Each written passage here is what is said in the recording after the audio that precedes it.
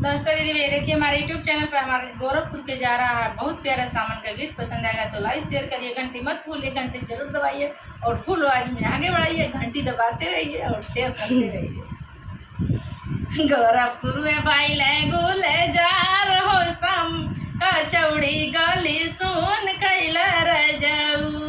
गोरखपुर में भाई गुले जा रहो कचौड़ी गली सुन कैला राजाऊ।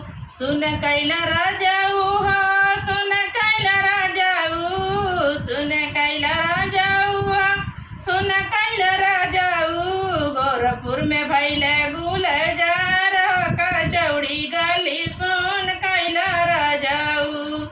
वही गोरखपुरवा में उड़ेले जहाजिया, वही गोरखपुरवा में उड़ेले जहाजिया।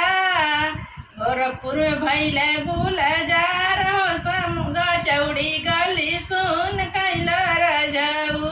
गोरखपुर में भैले गुलजार हो कचौड़ी गली सुन कैला राजाऊ। वही गोरखपुरवा में उड़ेले जहाजिया, वही गोरखपुरवा में उड़ेले जहाजिया।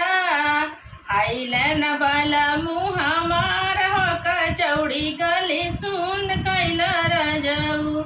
आइला न बाला मुँह हमार हो कचौड़ी गली सुन कैला राजाऊ।